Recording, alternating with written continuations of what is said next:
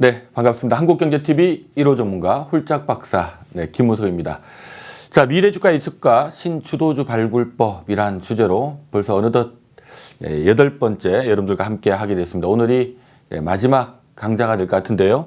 자, 오늘도 지난 시간에 이어서 산업에 대한 남아있는 기간 얘기들 마저 좀 얘기를 나눌까 합니다. 그동안 이 시간을 통해서 이제 미래 주가를 예측하는 방법, 요 방법을 바탕으로 해서 투자하는 방법, 매매하는 방법에 대해 설명을 드리고 있고요. 이번 마지막 시간은 우리가 시장에서 직접 사고 팔고 매매나 투자를 대상으로 하고 있는 이 산업에 대한 이해를 좀 도와드리고요. 특히 산업별 이 적정 PER 개념에 대해서 좀 설명드리고 있습니다. 자, 요 부분은 다시 한번 요건 좀 설명을 드릴게요. 우리가 흔히 내가 보유하고 있거나 또는 내가 관심 갖고 있는 어떤 기업에 대해서 이 회사는 미래 한 얼마 정도의 값어치가 있느냐, 흔히 말해서 이제 적정 주가라고 하죠. 자, 이걸 알아야만이 지금 가격권에서 좀 중기적으로 투자를 할 만한지 우리가 방향을 세우게 되는데요. 자, 적정 주가를 계산하는 방법은 수십 가지 방법이 있습니다만은 흔히 말하는 이 펀드 매니저들이 가장 많이 사용하는 방법이 요 PER을 사용하는 방법이다라는 설명을 드리고 있고요. 자, 그러면 요 계산하는 방법이 일반적으로 우리가 어떤 회사에 이 회사의 적정한 가격은 얼마일까요 할 때는 그 회사의 미래 실적, 자, 지금 실적이 아니고요. 가까운 미래 실적에다가 이 회사는 버는 거 대비 이거 미래 실적 대비 한 몇 배 정도가 적당할까? 여기다 이제 적정 PER을 곱하는 방법을 쓰거든요. 자, 그러면 이걸 통해서 이제 적정 가격을 알게 되는 건데, 그럼 적정 가격을 알려면 두 가지 도구가 필요한 겁니다. 이 회사의 미래, 가까운 미래의 실적이 한 얼마 정도 나오느냐라는 부분 하고요.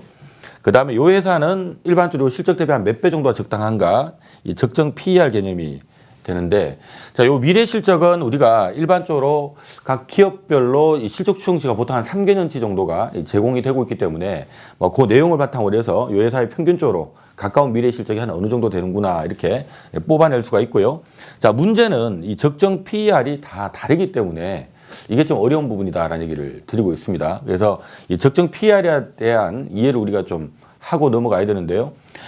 일반적으로 적정 PER, 우리 대한민국 주식시장을 기준으로 보면 지금 한국 같은 경우는 과거 한 30년 역사를 들여다보니까 보통 기업들 가까운 미래 실적 대비 주가는 얼마 정도 되었던가 과거 통계를 놓고 보면 한 12.5배 정도가 평균치고요.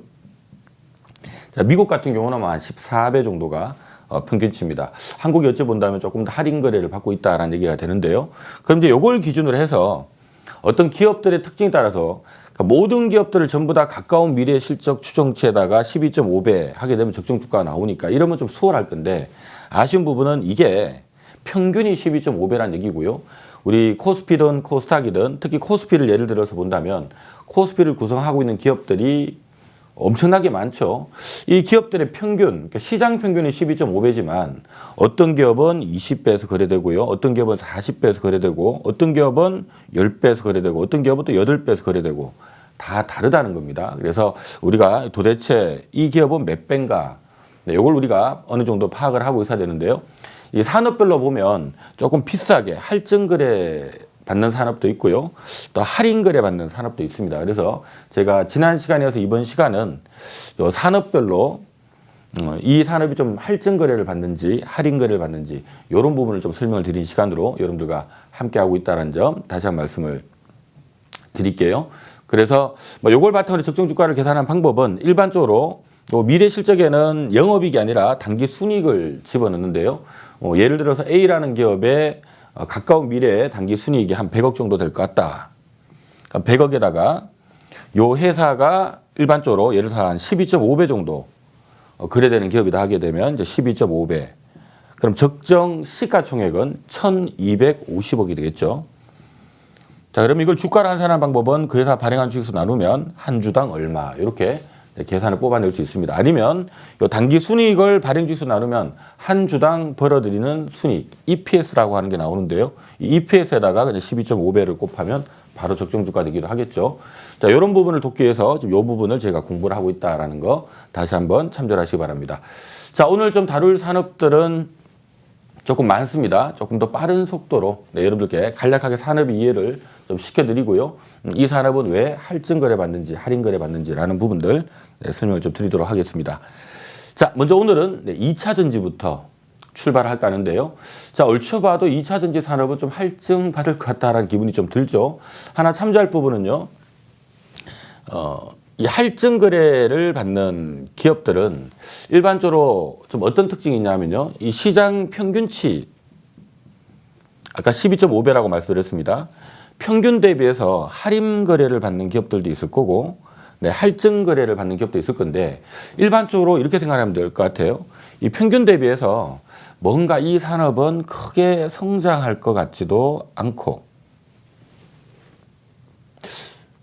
앞으로 그러니까 미래에 크게 성장하지 않을 것 같으면 누가 할증해서 사진 않겠죠. 좀 성장하지도 않을 것 같고, 성장하지 않는다는 얘기는 어찌 본다면 약간 성숙 단계에 들어와 있다라는 얘기가 되겠고요. 성숙 단계에 들어와 있다는 얘기는 경쟁이 또 치열하다. 뭐 이런 얘기가 되겠죠. 그러니까 여기에 해당되는 기업들은 일반적으로 좀 할인 거래를 받는 기업들이 많고요.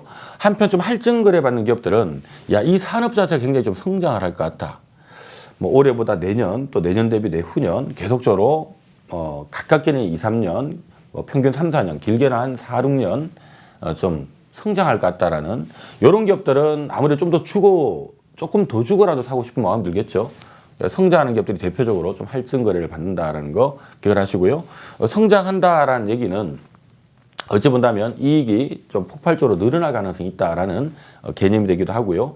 똑같이 또 산업이 성장한다 하더라도 이 안에서 어떤 기술력을 바탕으로 해서 또 진입 장벽을 좀 갖추고 있는 기업들, 우리가 야, 이 산업이 돈 될 것 같으면 다 뛰어들기 마련이거든요. 근데 기술력을 바탕으로 해서 진입 장벽을 좀 갖추고 있는 산업이라면 야, 이게 돈이 된다 하더라도 경쟁자들이 좀 많이 달라붙기가 쉽지가 않겠죠. 이 얘기는 바꿔 말하면 이 산업이 좀 더 길게 성장할 수 있는 그런 배경이 된다는 겁니다. 이런 것들을 좀 갖춘 기업들은 일반적으로 할증 거래된다 이렇게 기억을 하시면 되고요. 우리가 지금 오늘 첫 번째로 다룰 2차 전지 산업은 자동차 산업 자체가 지금보다 가까운 또 먼 미래 훨씬 성장할 수 있는 산업이기도 하고요. 관련해서 우리가 전 세계적으로 전기차를 만드는 기업들도 많지는 않지만 또 전기차의 핵심 부품 소재라고 할 수 있는 2차 전지를 생산한 기업들도 대한민국에 많지만 전 세계적으로 놓고 보면 많은 건 아니거든요. 또 2차 전지 안에 들어가는 소재나 부품 장비 다루는 기업들도 마찬가지고요. 그래서 이쪽 산업은 전체적으로 좀 할증 거래 받는 산업이다 이렇게 생각하시면 될 것 같습니다. 자, 잠깐 한번 들여다보겠는데요. 이 전기차 성장에 의심을 하는 분들은 없는 것 같아요. 지금 순수 전기차 내에서도 이 순수 전기차 비중이 지금 급격하게 지금 증가를 해왔고요. 앞으로도 이 속도가 더욱더 지금 가파르게 증가를 할 걸로 보고 있고요. 이게 전망치인데 전기차가 성장하는 데는 뭐 이걸 의심하는 분들은 없는 것 같아요. 단지 속도가 얼만큼 빠르게 가느냐의 문제지 성장에는 의심이 없다라는 거 참조를 하시고요. 자, 지역별로 또 업체별로 지금 전기차 시장 지역별로 놓고 보면 지금 중국을 중심으로 해서 그다음 유럽, 그다음 미국 순으로 일단 전기차는 지금 성장 속도를 보이고 있고요. 업체별로는 아무래도 지금 테슬라가 증설을 관련해서 많이 하고 있기 때문에 테슬라가 지금은 아직 전기차 비중이 크진 않습니다만은 앞으로 좀 이 증설 효과와 맞물려서 좀 폭발적으로 성장할 걸로 지금 시장에서는 보고 있습니다. 지금 이 전기차가 성장할 수밖에 없는 부분은요. 일단 유럽을 중심으로 해서 중국, 미국 등 이 주각 국가들이 규제를 많이 하고 있기 때문인데요. 그러니까 한마디로 지구 온난화를 막기 위해서 계속적으로 흔히 말하는 내연 기관차 비중은 좀 줄이고 이 전기차 비중을 좀 키워나가겠다라는 이런 전략을 갖고 있고요. 이 전략에 맞춰서 전반적으로 이 내연 기관차들 쪽으로는 앞으로 생산을 못하게끔 또 페널티를 내게끔 이렇게 자꾸 규제를 하고 있습니다. 하다 보니까 이런 것들이 결국 뭐 유럽 쪽도 뭐 앞으로 디젤 차량 뭐 진입을 못하게 도로를 못 다니게 한다든가 뭐 내연기관이 없는 도로를 만들라든가 또 내연기관 자체가 또 이 도로를 다니지 못하는 이런 어떤 일정들을 지금 다 갖추고 있는 상태고요. 중국도 여기에 맞춰서 이 전기차 신차 판매 비율을 계속 끌어올리겠다라는 부분이죠. 미국 같은 경우도 예전에 굉장히 좀 빠른 속도로 들어가다가 지금 뭐 트럼프 행정부가 들어오면서 약간 속도가 좀 주춤했습니다만은 다시 바이든 행정부가 들어오면서 다시 예전으로 돌아가지 않을까 이런 기대를 좀 갖고 있는